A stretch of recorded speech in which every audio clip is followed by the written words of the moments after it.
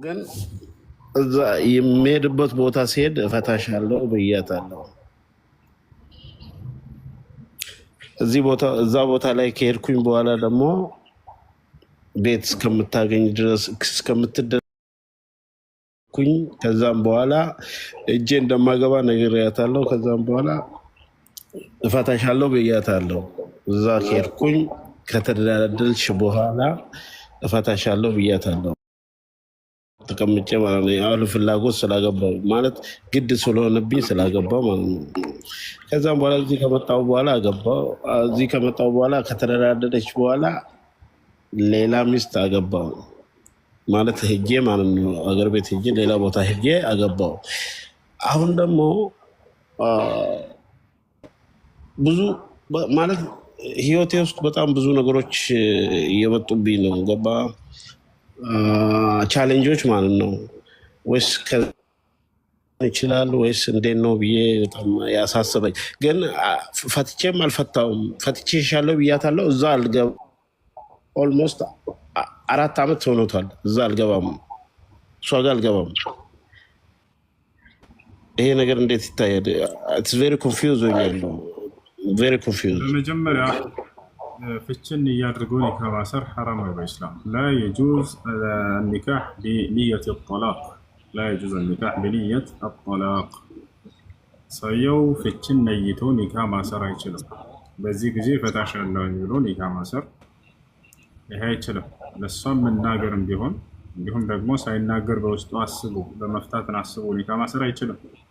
ለእሷ ተነጋግሮ እንደዚህ በዚህ ጊዜ እፈታሻለሁ እንፋታለን ብሎ መጋባት ይሄ ክልክል ነው። ሙትዓ ይባላል። የጊዜያዊ ጋብቻ ነቢዩ ሰለላሁ ዐለይሂ ወሰለም ጊዜያዊ ጋብቻን ከልክለዋል። አልይ ረዲየላሁ ዐንሁ ሲናገር ምን አለ? ነሃ ረሱሉላህ ሰለላሁ ዐለይሂ ወሰለም ዐን ዘዋጅል ሙትዓ የውመ ኸይበር። ነቢያችን ሰለላሁ ዐለይሂ ወሰለም የጊዜያዊ ማለት በህልሜ ስላየሁ ነው ያገባሁት ነው። በህልሜ ስላየሁ ነው ግድ ሆኖብኝ ነው ያገባሁት። ግድ እሷን ነው የምታገባት። ከአንዴም 3 ጊዜ መጥቶብኝ ነው እሷን ነው የምታገባት፣ አግባትና እዛ ቦታ ላይ ትሄዳለህ የሚባል ነገር ስለመጣብኝ ግድ ስለሆነብኝ በዛ ቦታ ላይ በጣም በቃ ማለት ግራ ስለተጋባው ይሄ ህልም ስለተደጋገመብኝ ነው የገባሁት። ፍላጎት አይደለም። እንዴት ይሻለኛል? ወንድም የአንተ ህልም የነብይ ህልም አይደለም። ግድ ሆኖብኝ የሚባለው የነብይ ህልም ቢሆን ነው። የነብይ እህቶች ህልም ራእይ ነው። ከአምላክ ዘንድ የሚመጣ ግልጠተ መለኮት ነው።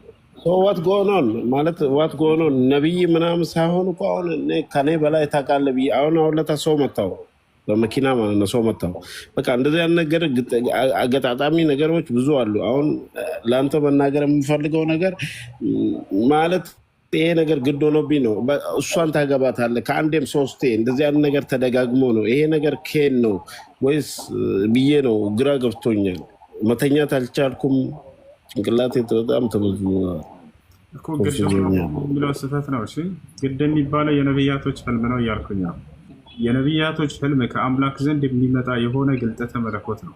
ኢብራሂም ዓለይሂ ሰላም ልጅህን እረድ የሚለው ትዕዛዝ ግዴታ እንደሆነ አወቀ። በህልሙ ነው ያ ራእይ የመጣለት። ፈለማ በለገ መዐሁ ሰዕየ ቃለ ያ ቡነየ ኢኒ አራ ፊል መናሚ አኒ አዝበሑከ ፈንዙር ማዛ ተራ። ልጄ ሆይ እኔ በህልሜ አንተን ሳርድህ አየሁህ አለው። እና ምን ትላለህ ሲለው ጊዜ እስማኤል ምን አለ? ቃለ ያ አበቲ ፍዐል ማ ቱእመር፣ አባዬ ሆይ የታዘዝከውን በእኔ ላይ ፈጽም በቃ ነው። የአምላክ ትዕዛዝ እንደሆነ አወቀ ልጁ። ስለዚህ ያ የአንተ የኔን ነምበር ልስጥ እና በውስጡ መስመር እናወራለን። ልጅቷ ምን አይነት ሰው እንደሆነች እነግርሃለሁ። ያን ጊዜ ማለት ምን አይነት ሰው እንደሆነ አለ አይደለ? ልጅቷ በቃ የአላህ እጅ ነው ያለችው። ማንም ሰው የሚያገባ ሰው አይደለችም። ገባ? እንደዚህ አይነት ነገሮች አሉ። በእናትህ እዚህ ውስጥ የማናገረኖቹ ነገሮች ናቸው። እዚህ ላይ የማንናገር ነገሮች ናቸው። እናቴ እዚህ ላይ እናገረም።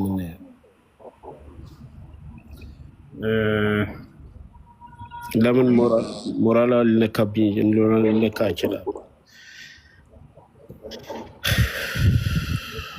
አይሽ ቁጥሬን ልላክልህ በዛ ማለት በውስጥ ልክልሃለሁ። በዋትስአፕ ሀይ ትለኛለህ። ፕሊዝ ቴንክ ዩ በጣም አደጋ ውስጥ ነው ያለት። አደጋ ውስጥ ነው ያለት። ለምን እንደሆነ ቴንኪው። ለማንኛውም ወንድሞቼ በጣም ቴንኪው፣ አመሰግናለሁ። መውራዴ ነው። ቴንኪው። መርሐባ። እሺ ጋሽ ጀምብሬ ይቀጥል። እሱ እናንተን እሱ ላስቀድመው ብዬ ነው እንትን የመጀመሪያ ጥያቄ ትላንትና ነገሮች እያስተዋልኩ ነው። ለአዲስ ሰለምቴዎች እኔም ግራ የገባኝ ነገር አለ። ትላንትና ሀጂ ሙፍቲ አርፈዋል ሲባል አንዳንድ ቪዲዮች እየወጡ ነበረ። እኔ ላይክ እስልምና እንደማይከፋፈል አውቃለሁ። ቁርአንም አንዱ እንደሆነ ማለት ገብቶኛል፣ እውነቱ ገብቶኛል። ግን ብዙ ጥያቄዎች ይነሳሉ። አሁን ውሃቢያ መውሊድ እና የሚባሉ ነገሮች ማለት እኔ እየገቡኝ አይደለም። ከዛ አንጻር የሆነ ነገር ስፔሻሊ አሁን እዛ እስልምና ውስጥ ለከረሙት ሰዎች ምንም ላይሆን ይችላል፣ ግን ለአዳዲስ ሰለምቴዎች የሚሆንም ማነው ቁርጥ ያለ ነገር ብትነግረን ብዬ አስባለሁኝ። ሁለተኛ ጥያቄ ደግሞ ምንድነው? ይሄኛው መልስልኝ። ሁለተኛው ረሳሁት። ልጁ እንትን ሲያስወጣኝ እንትን ተወሲለኝ። መርሐባሽ ወሃቢያ ወይም አህባሽ ስለሚባለው ነገር ነው። ወሃቢያ የሚባል አንጃ ወይም ግሩፕ የለም። አንድ ታላቅ ዓሊም ነበር፣ ሙሐመድ ብን አብዱልዋሃብ የተባለ በሳዑዲ ምድር ላይ ነበር። ይህ ሰው በአካባቢው እና በዘመኑ ሲሰሩ የነበሩ ሽርኮችን እና ቢድዓዎችን ተመለከተ። አላህ ስብሓነ ወተዓላ በሰጠው እውቀት ያንን ሽርክና ቢድዓ ተዋጋ። በሳዑዲ ምድር ላይ በተለይ በደንብ አድርገው ተዋጋቸው፣ አጠፋቸው እነዚህን ሽርኮች እና ቢድዓዎች። የነቢያቶች መንገድ የሆነውን ተውሂድንና ሱናን አነገሰ፣ ቢድዓንና ሽርክን አጠፋ። ፈጀዛሁ ላሁ ዐና ወዐን ልሙስሊሚን ኸይረ ማ ጀዛ ብሂ ዒባደሁ ሳሊሒን። ጀግና ትልቅ ዓሊም ነበር።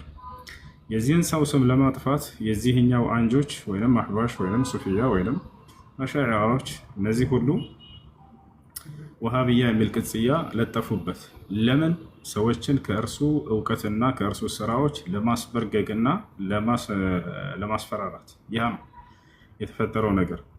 ወኢላ ፈኢነ ሼክ ሙሐመድ ብን አብዱልዋሃብ ረሒመሁላሁ ተዓላ ረጁሉን ሳሊሕ ጀደደ ዳዕወተ ልአንቢያኢ ወልሙርሰሊን ወደዓ ናስ ኢለ ተውሒድ ወኢለ ሱና ወሐዘረ ናስ ሚነ ሽርክ ወልቢድዕ ወልኹራፋት። ይህን ያደረገው ነገር ይህን ሰው የጠሉበት ነገራቶች ምንድን ነው? እነዚህኞቹ ከተባለ ሙታንን አትጣሩ ነው የመጀመሪያው። እስኪ አስቡ፣ ሰው ሙስሊም ከሆነ በኋላ እንዴት ነው እንደገና ወደ ባዕድ አምልኮ የሚመለሰው? ደጋግ ሰዎች ናቸው ወልዮች ናቸው እየተባለ እነዚያን መለመን ችግር የለውም ይሏቸዋል። አይቻልም፣ አይፈቀድም። ከአላህ ውጭ ሌላን አካል መለመን አይቻልም። አላህ በአምልኮ ላይ በጣም ቀናተኛ ነው። ቀናተኛ ማለት ማንም ሰውን እንዲጋራበት አይፈልግም። ገብታችኋል? ይህ ነው ነቢያችን ሰለላሁ ዐለይሂ ወሰለም ኢነላህ የጋር ወጊረቱላሂ አን የእትየ ልዓብዱ መሓሪመሁ አሉ። አላህ ቀናተኛ ነው አሉ። የሚቀናውም ባሪያው እርሱ የከለከለውን ነገር ሲፈጽም ጊዜ ነው አሉ። ይቆጣል። ይዛ አምልኮ ሁሉ ለአንዱ አምላክ ነው መሆን ያለበት። ከእርሱ ውጭ ለሌላ አካል ለማንም አምልኮ አትስሩ ነው የሙሐመድ ብን አብዱልዋሃብ ጥሪ። ሙታኖችን አትጣሩ። ላ የጁዝ ዱዓ ልአምዋት ወለው ካነ መለከን ሙቀረብ አው ነቢይ ሙርሰል ወሚመን ዩሰሙነሁም ቢልአውልያ ወሳሊሒን ወገይሪሂም። እነዚህን ሙታኖችን በመጣራት ላይ የተሰማሩ ሰዎችን አትጣሩ፣ አይሆንም ነው እያላቸው ያለ። ወከዛሊከ የጅብ ኢስባት ማ አስበተሁ ላሁ ሊነፍሲሂ ወማ አስበተ ለሁ ረሱሉ ሰለላሁ ዐለይሂ ወሰለም ፊ ሱነቲሂ ምን ሲፋት አልጀላል ኢላ አላህ ሱብሓነሁ ወተዓላ ከማ የሊቁ ቢጀላሊሂ ወዐዘመት ሱልጣን። ለእርሱ ለክብሩና ለልቅናው እንደሚገባው እርሱ ስለ ራሱ ያጸደቀውን ባህርያቶችን እና ስሞቹን አጽድቁና አለፉ ነው። እነዚህ ሰዎች ደግሞ አይሆንም። እነዚህ ይሄ ከአእምሯችን ጋር ከተስማማ እንቀበለዋለን፣ ካልተስማማ ደግሞ ያን እንክደዋለን እንዳለ። እኔ ከአርሽ በላይ ነኝ አለ አላህ ሱብሓነሁ ወተዓላ። ይህንን አንቀበልም ይላሉ። ተመልከት፣ በግልጽ ይህን ይናገራሉ። ለምን ሲባሉ ይሄ ከፍጥሩ ጋር ማመሳሰል ነው። ይባላል አይደል? የፈጣሪን ባህሪ ከፍጥረታት ባህሪ ጋር በማመሳሰል አንቀበልም ማለት ከየት ነው የተገኘው? እንደዚያ ከሆነ በርካታ ባህሪያቶች አሉት አላህ ሱብሓነሁ ወተዓላ። አንተ ታያለህ አታይም ብለው አያለሁ፣ ፈጣሪ ያለ ያያል። ስለዚህ ተመሳሰለ ማለት ነው። ፈጣሪ አያይም በላ በለው አይልም። ይሄ የአላህ ሱብሓነሁ ወተዓላን ባህሪ በእኛ እንትን መዝነናቸው በሰው ልጆች ጋር አስተካክለናቸው ይሄ ከፍጥረታት ጋር ይመሳሰላልና ብለን እንትን የምንክደው ነገር አይደለም። ሲጀመር የፈጣሪ ባህሪ ከፍጥረታት ባህሪ ጋር አይመሳሰልም። ሊላሂ ሱብሓነሁ ወተዓላ ሲፈቱን ተኹሱሁ ወተሊቁ ብሂ وللمخلوقين كذلك صفة تخصهم وتليق بهم فلا تشابه بين صفات الخالق وصفات المخلوقين فمن شبه الله سبحانه وتعالى بخلقه فهو كافر مرتد عن دين الإسلام ፈጣሪ እንደመሆኑ የራሱ የሆኑ ልዩ ባህሪያቶች አሉት። እነዚያ ባህሪያቶቹ ከፍጥረታት ጋር በፍጹም አይመስሉም። ፍጥረታት እንደመሆናቸው የራሳቸው የሆኑ ልዩ ባህሪያቶች አሏቸው። እነዚያ ባህሪያቶቻቸው ከፈጣሪ ጋር በፍጹም አይመስሉም። የስም መመሳሰል ልታገኝ ትችላለህ። ለምሳሌ ከተባለ እኔ አያለሁኝ ፈጣሪ ያያል አይደለ? ነገር ግን ያ ማለት የእኔ የማየት አቅምና የፈጣሪ ማየት አቅም እኩል ነው ወይ? በፍጹም አይገናኝም። የእኔ ማየት አቅም የተገደበች ነች። ከዚህ ከግድግዳ በስተጀርባ ምን እንዳለ አላይም። እኔ የተገደበ ነች እይታዬ። የፈጣሪስ እይታ ከተባለ የተገደበ አይደለም። አላህ በቁርአን ላይ ስለ ራሱ እይታ ሲናገር ምን ይላል? ሰዋኡን ሚንኩም መን አሰረ አልቀውለ ወመን ጀሀረ ቢህ ወመን ሁወ ሙስተኽፊን ቢለይል ወሳሪቡን ቢነሃር ይላል። ከእናንተ ንግግሩን በድብቅ የተናገረም ሆነ በገሃድ ጮሆ የተናገረ ለእኔ እኩል ነው አለ። በሌሊት ድቅድቅ ጨለማ የሰራና በገሃድ በፀሐይ የሰራ ለእኔ እኩል ነው፣ የሚለያይ ነገር አይደለም አለ። በቀን ሰራህን በጨለማ ለእርሱ የሚደበቅበት ነገር የለም። ድምፅህን ከፍ አድርገህ ተናገርክም ዝቅ አድርገህ ተናገርክ በውስጥህ ለእሱ የሚለያይበት ነገር አይደለም። ይህን የእርሱ ባህሪ በእርሱ እይታም ሆነ መስማቱ የተገደበ አይደለም። የፍጥረታት ግን የተገደበች ነች። ስለዚህ ፈጣሪ ባህሪውን የተናገረውን ከእኛ ጋር ይመሳሰላልና ብሎ እሱን ባህሪ ወደ ማውገዝ መሄድ ይህ የቀደምት ጀህሚያዎች መንገድ ነው። የጠሪቀት ልጀህሚየት ልቁደማ ولذلك قال الشيخ الألباني رحمه الله تعالى الأحباش جهمية العصر ومعطلة العصر. وقال الشيخ العلامة صالح الفوزان الأحباش القبوريين هم القبوريين. ይሄ ነው ሙታንን አትጣሩ ብሎ ነው ያወገዘባቸው። ወልይ ናቸው፣ ሷሊህ ናቸው፣ ነቢይ ናቸው፣ ደጋግ ናቸው እያላቸው እነዚህን አትለምኑ አላህን ብቻ ተጣሩ ነው ያለው ሙሐመድ ብን አብዱል ወሃብ። ለአላህ የጸደቁ ባህሪያቶቹን እንዳጸደቃቸው አጽድቁ፣ አታውግዙ፣ ከፍጥረታት ጋር ይመሳሰላሉ እያላችሁ እያለ ነው ይህን የተናገረው። ሳላረ ይሄ ነው እና እስላማዊ ትምህርቶች የሚማሩበት ግሩፕ ራን አናግራት እዛ ታስገባሃለች። ኢስላምን መማርን ቀጥሉ። ካመናችሁ ከሰለማችሁ በኋላ ዝም አትበሉ። እስላማዊ ትምህርቶችን ቀጥሉ። እሺ እንትን ተመልሶልኛል። ይህን የጠየቅኩህ ለመሰለ ለአዳዲስ ሰዎች እኔ ለጓደኞቼ ስመሰክር የትኛው እስልምና ነው የምታወራው ነው ስላሉ ነው ለዛ የጠየቅኩህ። አመሰግናለሁ። ሁለተኛው ጥያቄ ቁርአን ላይ ሱራዎች አሉ አይደል? ስንት ሱራ ነው ያለው? 114 ብዙ ነው። እያንዳንዱ በአጭር ስለምን ጠቅለል ያለ ሀሳቡም ማነው? ሱረቱል አሕዛብ ሲባል ስለምንድን ነው የሚለውን ነገር ትነግረኛለህ ብዬ ነበር፣ ግን ብዙ ነው። ተው ችግር የለም። እያንዳንዱ ሱራ የተሰየመው ስያሜዎቹ ከአላህ ስብሐነሁ ወተዓላ ዘንድ ናቸው። በቁርአን ላይ አንዲትም ሀሳብ ወይንም ሆነ ቃል ምንም ከፍጥረታት የሆነ የለም። ሁሉም ከፈጣሪ ከአላህ ስብሐነሁ ወተዓላ ዘንድ ነው። እነዚያም ስራዎች የሚሰየሙት በውስጡ ባለው መልእክት ነው።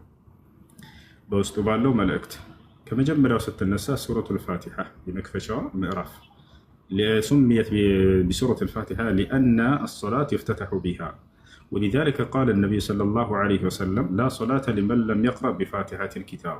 سورة الفاتحة مكفتشوا مئراف يتبارك شبات مكنيات من دلناو صلاة يمجمر بتنا مكفت بات برسول صلى الله عليه وسلم حديث لا يمنارو بصلاة لا سورة الفاتحة يالك الراسو صلاة يلوم جو تناقروا هيا شارل قتلوا ما نقتل سورة البقرة يلاميتو مئراف يلال يلاميتو مئراف قتلوا من يلال آل عمران يا عمران بيتسبوش مئراف يلال ይህን ለምን ተሰየመ የሚለውን እንመጣበታለን። ቀጥሎ ምን ይላል? ሱረቱ ኒሳ የሴቶች ምዕራፍ። ቀጥሎ ምን ይላል? ሱረቱል ማኢዳ የማዕዱ ምዕራፍ ይላል። እስኪ የተወሰኑትን ምክንያቶቻቸውን መሰየማቸውን እንገራቸው። ሱረቱል በቀራ ሁለተኛው የላሚቱ ምዕራፍ። አሁን የላሚቱ ምዕራፍ ሲባል ሰው ምን አገናኘው ከላም ጋር? በውስጡ ከላም ጋር የተያያዘ ታሪክ ስላለው ነው። ባዳምጡ አምላክ አላህ ስብሐነሁ ወተዓላ ምዕራፎችን ዝም ብሎ በከንቱ አይሰይምም። ምክንያት አለው፣ ከበስተጀርባው ትልቅ ጥበብ አለው። የላሚቱ ምዕራፍ ተብሎ ለምን ተሰየመ? በሱረቱል በቀራ ላይ ሙሳና እስራኤላውያኖች ህዝቦቹ ታሪካቸው ተገልጿል። እንደምታውቁት እስራኤላውያኖች በመካከላቸው ከዕለታት አንድ ቀን አንድን ባለጸጋ ይገድላሉ። ያንንም ገንዘቡን ለመከፋፈል አስበው ማለት ነው። ይህም ባለጸጋ ይገድሉትና ግን ደበቁ። ማን እንደገደለው አንናገርም አሉ፣ ጸጋውን ለመከፋፈል።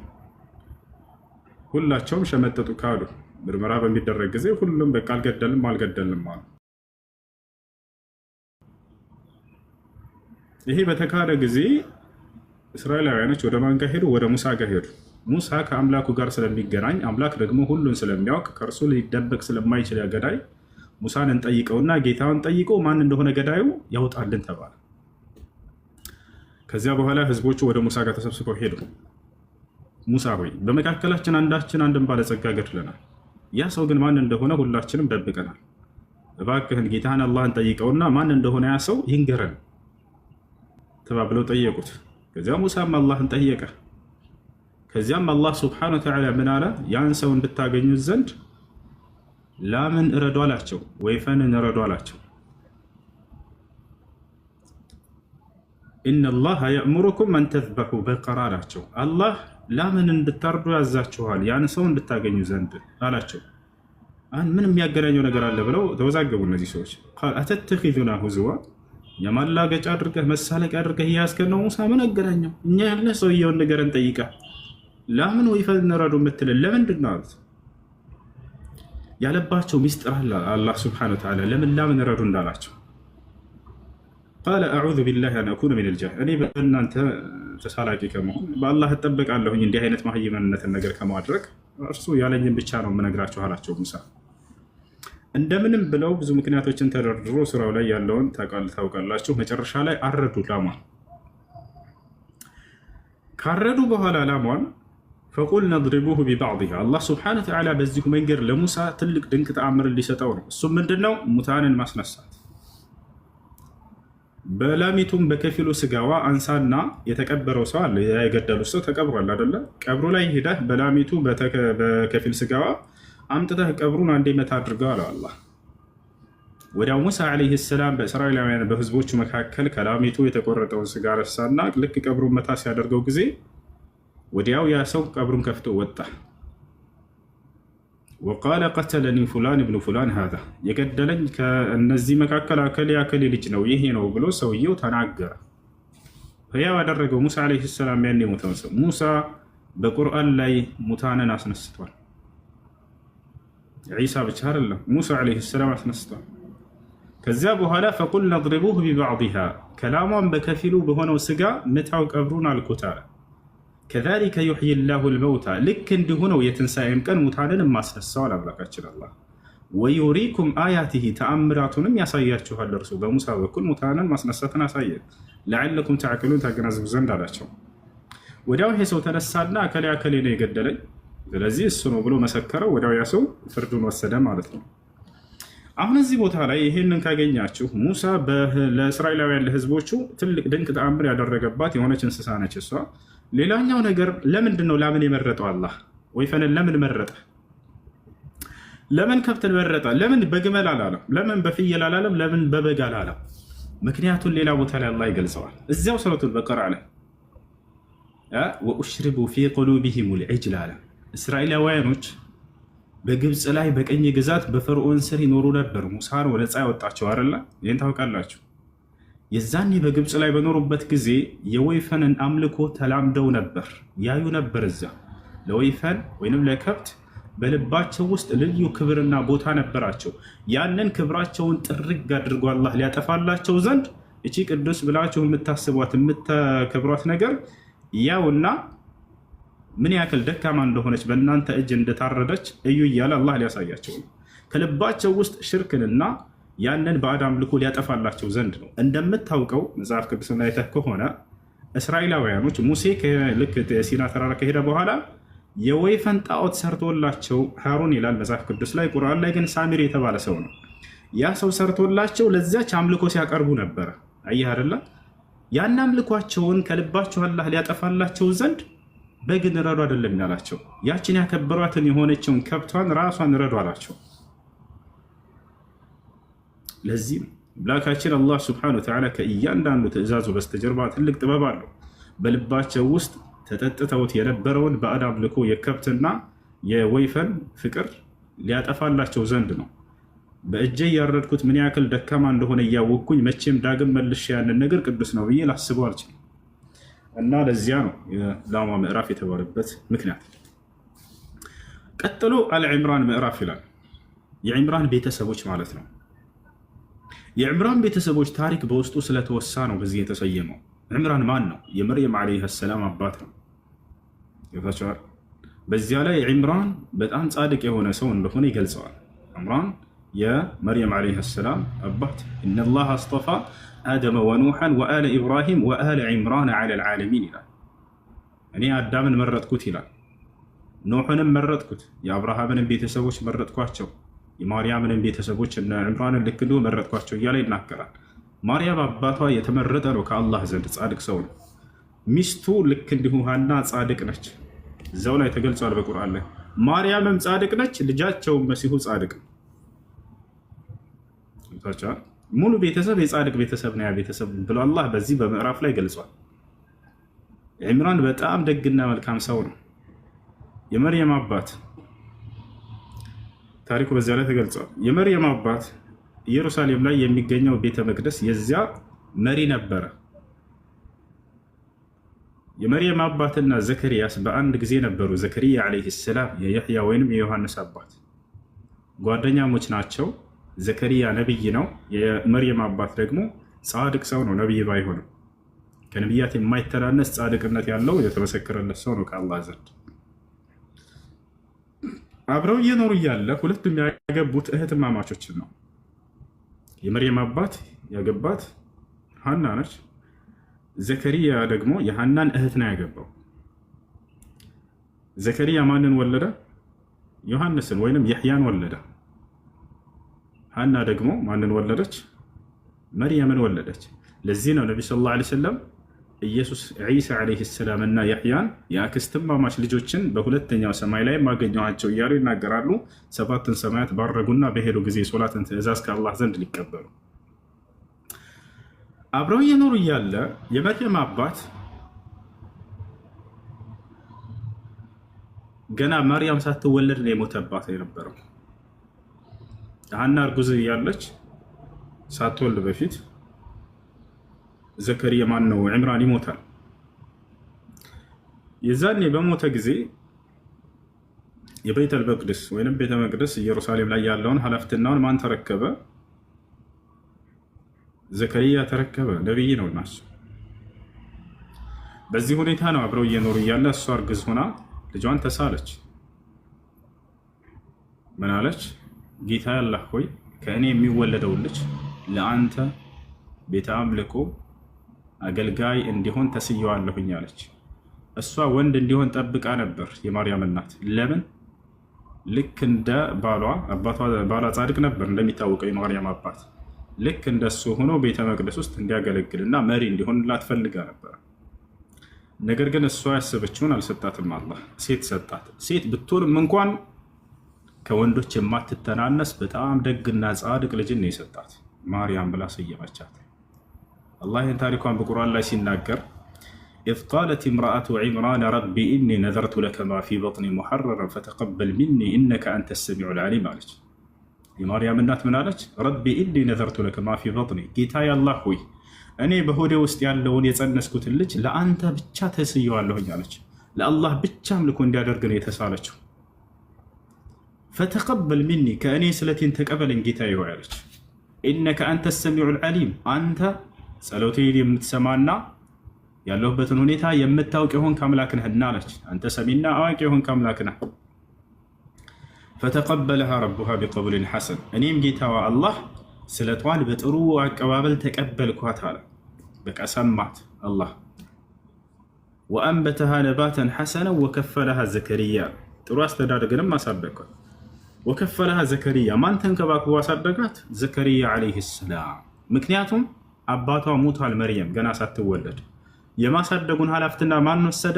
ዘከርያ ወሰደ። ማን ያሳደጋት ማርያምን? ዘከርያ ዓለይሂ ሰላም። ዘከርያ ዓለይሂ ሰላም ኃላፊነቱን እሱ ወሰደ። አይሁዳውያኖች እስራኤላውያኖች እጣ ተጣጥለው ነበር፣ እኔ ነኝ የማሳደገው በሚለው ጉዳይ። በጣም በመጣጣሉ ላይ ግን ዘከርያ እንዲያሸንፍ አደረገው አላህ ሱብሓነሁ ወተዓላ።